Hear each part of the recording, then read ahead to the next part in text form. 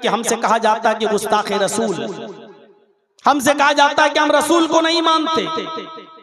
मेरे भाइयों, इस मसले को भी थोड़ा सा समझ लीजिएगा और बहुत गहराई से सुन लीजिएगा। और आज मैं तुमको नई चीज बताता हूं।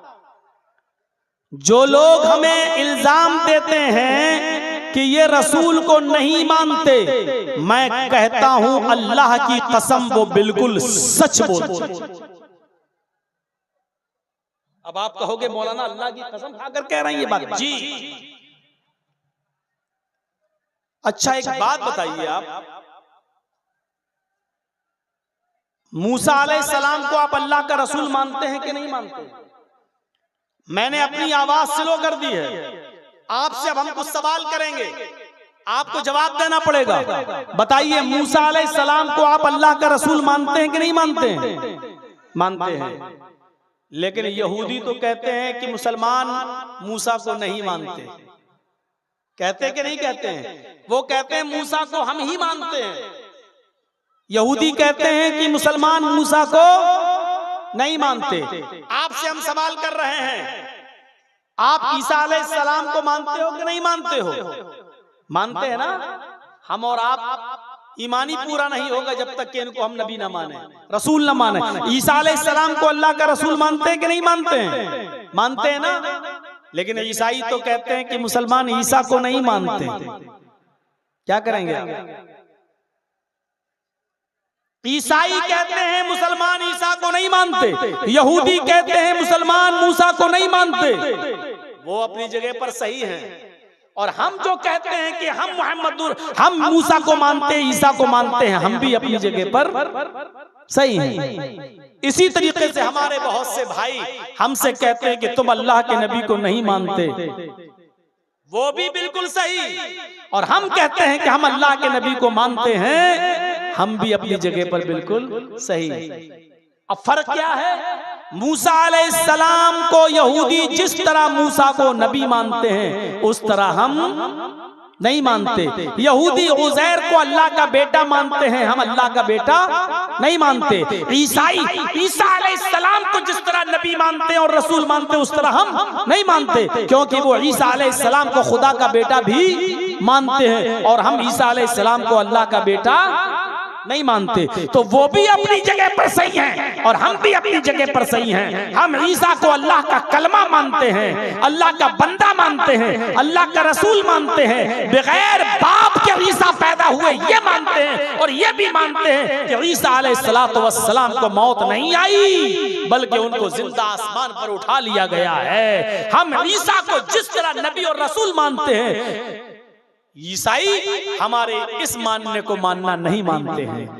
ईसाई हमारे इस तरह ईसा को नबी मानने को मानना नहीं मानते हैं। यहूदी हम जिस तरह मूसा को नबी मानते हैं, वो हमारे मानने को नबी का मानना नहीं मानते हैं। जिस तरह हम नबी मानते हैं, वो हमारे मानने को मानते ही नहीं है, और जिस तरह वो मानते हैं उस तरह हम नहीं मानते हैं। ईसा को अल्लाह का बेटा नहीं मानते हैं। इसी तरीके से आज हमारे मुसलमान भाई जो हमसे कहते हैं कि तुम अल्लाह के नबी को नहीं मानते, बिल्कुल सही कहते हो, क्योंकि जिस तरह तुम मानते हो उस तरह हम नहीं मानते। तुम कहते हो रसूल की सवारी आ जाती है, इधर अजान दी, अल्लाहु अकबर ला इलाहा इल्लल्लाह, वहां खड़े हो गए, अस्सलातु वस्सलामु अलैका या रसूल अल्लाह, अस्सलातु वस्सलामु अलैका या हबीब अल्लाह। हमने बहुत से लोगों से पूछा, कई लोगों से, साहब ये क्यों पढ़ते हो? तो उन्होंने कहा कि इसलिए पढ़ते हैं कि रसूल की सवारी आ जाती है, अल्लाह के रसूल तशरीफ लाते हैं। हम लोग खड़े होकर अदब के साथ सलाम पढ़ते हैं क्योंकि नबी अकरम तशरीफ लाते हैं। हमने कहा तब तो आप बड़े बदतमीज हुए। बोले क्यों? हमने कहा रसूलुल्लाह तशरीफ लाते हैं और इसके बावजूद आप उनसे नहीं कहते हैं नमाज पढ़ाओ, और आप अपने इमाम को आगे खड़ा कर देते हो और उससे कहते हो नमाज पढ़ाओ। अब बताओ, मेरे नबी नमाज पढ़ते होंगे तो तुम्हारे इमाम के पीछे नमाज पढ़ते होंगे? कहने लगा भागो यार, तुम तो वहाबी हो गए, चलो छोड़ो। तो जिस तरह आप नबी को नबी मानते हैं उस तरह हम नहीं मानते, और जिस तरह हम नबी मानते हैं उस हमारे मानने को आप मानते ही नहीं हो। अल्लाह ताला ने नबी को जिस तरह मानने का हुक्म दिया मानते हैं। मुहम्मदुर रसूलुल्लाह सल्लल्लाहु अलैहि वसल्लम ने हमें जिस तरह बताया है उस तरह हम अल्लाह के रसूल को रसूल मानते हैं और नबी भी मानते हैं। हम ये जानते हैं कि अल्लाह के आखिरी पैगंबर है मुहम्मदुर रसूलुल्लाह, उनके बाद कोई दूसरा नबी इस दुनिया में नहीं आएगा। हम ये भी मानते हैं कि कयामत के दिन सारी दुनिया परेशान होगी, आदम के पास जाएंगे मेरी सिफारिश कर दो, आदम अलैहिस्सलाम कहेंगे मैं इस लायक नहीं हूँ। वो नूह अलैहिस्सलाम के पास जाएंगे हमारी सिफारिश कर दो, नूह अलैहिस्सलाम भी मना कर देंगे हम सिफारिश के लायक नहीं हैं। वो जकरिया यहया याकूब सबके पास जाएंगे और सारे नबी मना कर देंगे। वो मूसा और ईसा के पास भी जाएंगे, ये भी मना कर देंगे। और सारे नबी मिलकर कहेंगे मुहम्मदुर रसूलुल्लाह के पास जाओ। तब ये सारे लोग नबी अकरम के पास आएंगे और अल्लाह के नबी सल्लल्लाहु अलैहि वसल्लम से कहेंगे हमारे लिए अल्लाह से सिफारिश करवा दीजिए, हमारे लिए अल्लाह से शिफाअत करवा दीजिए। तब अल्लाह के नबी सल्लल्लाहु अलैहि वसल्लम सजदे में गिर जाएंगे। हदीस के अल्फाज सुनिए, अल्लाह के नबी सजदे में गिर जाएंगे, अल्लाह की हम्दो सना बयान करेंगे जितनी अल्लाह चाहेगा, जो अल्लाह उनके मुंह से निकलवाएगा वो निकालेंगे। उसके बाद आवाज आएगी गैब से, अल्लाह पुकारेगा, आवाज आएगी इरफा रासक, आए मोहम्मद सल्लल्लाहु अलैहि वसल्लम अपना सर उठाओ। अल्लाह के नबी सजदे से अपना सर उठाएंगे, अल्लाह कहेगा सल, आए नबी मांगो क्या मांगते हो, तो जो मांगोगे तुम्हें दिया जाएगा, जो मांगोगे तुम्हें नवाजा जाएगा। आए मोहम्मद सल्लल्लाहु अलैहि वसल्लम मांगो, अल्लाह को पुकारो, अल्लाह से मांगो क्या मांगते हो, सल तो जो मांगोगे तुम्हें दिया जाएगा। वशफी तो शफा, अगर सिफारिश करना चाहो तो सिफारिश भी करो, जिसकी शिफात करोगे कबूल की जाएगी। आप सिफारिश कीजिए, शिफात कबूल की जाएगी। अल्लाह के नबी फरमाते हैं उस वक्त मैं गुनाहगार उम्मतियों की सिफारिश करवाऊंगा और मैं तो चाहूंगा कि सब बख्श दिए जाएं, लेकिन ये अल्लाह की मर्जी पर मौकूफ है। अल्लाह जितनों को चाहेगा बख्श देगा, अल्लाह जितनों को चाहेगा उनको बख्श देगा। तो अल्लाह ताला मेरी सिफारिश कबूल फरमाएगा। फरमाया अल्लाह के नबी सल्लल्लाहु अलैहि वसल्लम ने, इन्नी फरतुकुम अलल हौज, मैं हौज़े कौसर पर बैठा हूँगा, तुम्हारा मीरे कारवा हूँगा, तुम्हारे तो हौज़े कौसर पर बैठूंगा और तुम्हारा इंतजार करूंगा। वो हौज़े कौसर जिसका पानी बर्फ से ज्यादा ठंडा, बर्फ से ज्यादा ठंडा और शहद से ज्यादा मीठा और दूध से ज्यादा सफेद होगा, वो पानी होगा हौज़े कौसर। फरमाया मन शरिब लम यज़मा बादा, जो एक बार मेरे हाथ से पानी पी लेगा अर्शे महशर में, अरसे महशर में फिर उसको प्यास न लगेगी। मन शरिबा लम यज़मा अबदा, जो एक बार मेरे हाथ से पानी पी लेगा उसको 50,000 साल के उस दिन में, पूरे दिन में फिर प्यास नहीं लगेगी। लोग आते जाएंगे पानी पीते जाएंगे, लोग आते जाएंगे पानी पीते जाएंगे, लोग आते जाएंगे पानी पीते जाएंगे। मैं हर आने वाले को पानी पिलाता जाऊंगा।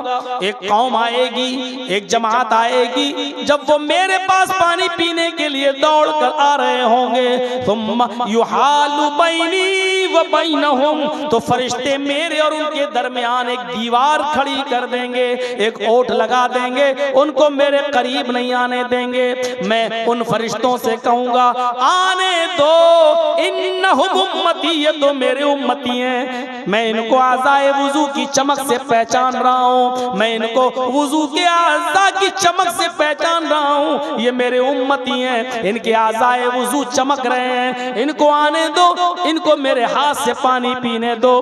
फरिश्ते फिर कहेंगे आए मोहम्मद सल्लल्लाहु अलैहि वसल्लम, ये आपके हाथ से पानी नहीं पी सकते हैं, आप इनको पानी नहीं पिला सकते हैं। फरमाएंगे अल्लाह के नबी क्यों?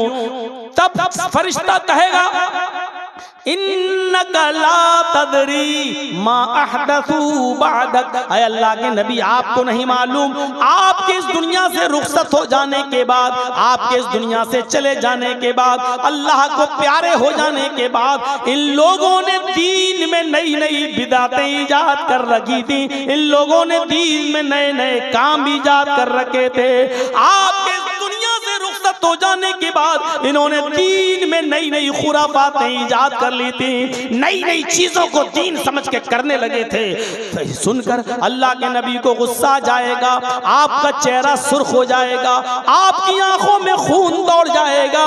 ये लोग मेरे दीन को बदलने वाले हैं, कहा जाएगा। हाँ, तब अल्लाह के नबी फरमाएंगे सोहकन सोहकन लिमन गय्यर दीनी, दूर कर दो इनको, दूर कर दो इनको मेरी आंखों के सामने से, इसलिए कि इन्होंने मेरे दीन को बदल दिया था, मेरे दीन को इन्होंने चेंज कर दिया था। ये मेरे हाथ से पानी नहीं पिएंगे, इनको दूर कर दो मेरी आंखों के सामने। ये कोई मामूली चीज है? जब चाहो दीन का नाम लेकर कोई काम करने लगो और कह दो कि दीन है। मेरे भाइयों, दीन वही माना जाएगा जो जनाब मोहम्मद रसूलुल्लाह ने दिया है। दीन ना तुम्हारे बाप का चलेगा, ना मेरे बाप का चलेगा। दीन चलेगा तो फातिमा के बाप का चलेगा, दीन चलेगा तो हसन और हुसैन के नाना का चलेगा। हमारे और आपके जरिए दीन जो इजाद हुआ है, जो चल रहा है, दुनिया भर की खुराफातें उस दीन के अंदर हमने दाखिल कर दी हैं, वो दीन नहीं चलेगा। मेरे भाइयों, अल्लाह के नबी खाना बिस्मिल्लाह कहकर खाते थे, वही चलेगा। बिस्मिल्लाह व अला बरकतिल्लाह कहकर खाते थे, वही चलेगा। अब पूरा कुरान पढ़ के खाना चाहो तो नहीं खा सकते, ये दीन नहीं है। अब उसको नाम फातिहा दे दो, कुल दे दो, कुछ और दे दो, ये सब तुम्हारी खुराफातें हैं, दीन का इससे कोई ताल्लुक नहीं है। मेरे भाइयों, इन तमाम चीजों को छोड़ देना चाहिए और इन बिदअतों से हमें परहेज करना चाहिए, वरना कयामत के दिन हमें नबी अकरम सल्लल्लाहु अलैहि वसल्लम के हाथों से पानी भी पीने को नहीं मिलेगा। हमारी माँ बहनों को भी चाहिए कि शरीयत पर अमल करें, शरीयत पर अमल करें, मोहम्मद रसूलुल्लाह से मोहब्बत करें, वरना अल्लाह के नबी सल्लल्लाहु अलैहि वसल्लम ने यह भी फरमाया कि जब मुझे मेराज हुई और मुझे जहन्नम दिखाई दी, जब मैंने जहन्नम में देखा तो मुझे जहन्नम में औरतों को सबसे ज्यादा जलते हुए देखा। मेरी बहनों, औरतें जहन्नम में सबसे ज्यादा जलती हुई क्यों न दिखें? तू तलाक करने वाली औरत, शौहर की नाफरमानी करने वाली औरत, मेकअप करने वाली और मेकअप को भी बनाओ सिंगार को भी गैर मर्दों के लिए करने वाली औरत। मेरे भाइयों, फरमाया सहाबा ने, अय अल्लाह के सहाबियात ने पूछा, औरतों ने पूछा, कुलना व बिमा या रसूलल्लाह, अय अल्लाह के नबी, औरतें जहन्नम में सबसे ज्यादा क्यों जलती हुई दिखाई दी? औरतें क्यों गईं? तो फरमाया तकफुरन तुकसिरन लान व तकफुरन लाशीर, तुम लानो तान ज्यादा करती हो और अपने शौहरों की नाफरमानी, अपने पति की नाफरमानी ज्यादा करती हो। एक पीर साहब थे, सुना वाक़या? उनकी बीवी उनको पीर ही नहीं मानती थी। तेरे जैसे 336 पीर रोज देखती वक्त। एक बार उसकी बीवी ने आसमान में उड़ते हुए किसी बुजुर्ग को देख लिया, आसमान पे उड़ रहे हैं और मुसल्ला बिछा के नमाज पढ़ते हुए जा रहे हैं। अभी इसका शौहर जब घर पे आया तो बीवी ने कहा, एक ये पीर बने फिरते हैं। पीर तो वो था जो मैंने आज आसमान में देखा है, हवा में मुसल्ला बिछाकर नमाज पढ़ते हुए जा रहा था, उड़ रहा था। अब इसके पीर को लगा कि किसी तरह हीरो बनूं मैं अपनी बीवी की नजर में। तो कहा, अरे मेरी बीवी तुमने देखा है उसको? कहा, हवा में उड़ते हुए देखा है? हाँ देखा है। मुसल्ला बिछाए हुए था, हाँ, उस पर खड़ा भी था हवा में और नमाज पढ़ रहा था। तुमने देखा है? हाँ। अरे वो मैं ही तो था। ये बोला उसका पीर, वो मैं ही तो था। अब बीवी को लगा कमीना ये यही था, तो अब क्या करूं? तो कहने लगे, हाँ मुझे लगा कि तुम ही थे। क्या मतलब? इसीलिए तिरछे तिरछे उड़ रहे थे, टेढ़े टेढ़े उड़ रहे थे, तुमसे तो सीधा उड़ा भी नहीं जा रहा था, हैं? फिर भी कमी निकाल दी। अभी तारीफ कर रही थी, जब सुना ये तो मेरा ही आदमी, तो कहने लगी वो तो टेढ़े टेढ़े उड़ रहे थे, तिरछे तिरछे, किबला इधर था तुम उधर उड़ रहे थे। कमी निकाल दी। उसने कहा ऊँट रे ऊँट, तेरी कौन सी कलसी थी अभी औरत, तेरी कौन सी फितरत, क्या तुझे समझूं और क्या तुझे मानूं। मैं तो सोचा था क्या मेरी ताई अब मैं हीरो बन जाऊंगा तेरी नजर में, फिर भी तूने कमी निकाल दी, फिर भी तूने कमी निकाल दी।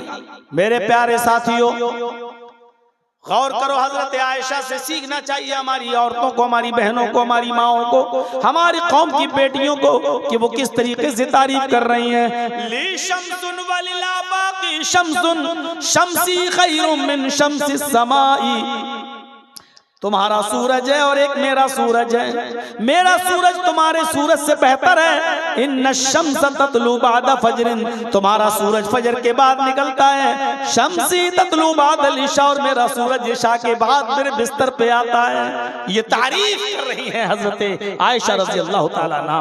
तो अहमद नाम भी आया है, अहमद अहमद पितुष्परी में धामिर तस्य जगरब अहम सूरैवाजनी, अहमद पिता समान है, बाप की तरह है। सबसे पहले उन्होंने कुर्बानी दी और अल्लाह से, ईश्वर से कहा मुझे सूरज की तरह बना दे, मुझे सूरज की तरह चमका दे, मुझे पूरी दुनिया के लिए सूर्य बना दे। यानी जैसे सूरज की रोशनी सबको पहुंचती है, ऐसी मेरी रोशनी भी सबको पहुंचा दे, मेरा इल्म मेरी तालीम भी सबको पहुंचा दे, हर घर तक इस्लाम पहुंच जाए। ये अहमद नाम भी आया है। वो अनल माही, तीसरा नाम माही, यमहुल्लाहु बिल कुफ्र, माही का मतलब मिटाने वाला। अल्लाह के नबी फरमाते अल्लाह मेरे जरिए कुफ्र को मिटाएगा। यमहुल्लाहु बिल कुफ्र, अल्लाह मेरे जरिए कुफ्र को मिटाएगा, गुनाहों को मिटाने वाला, ये भी मेरा नाम है माही।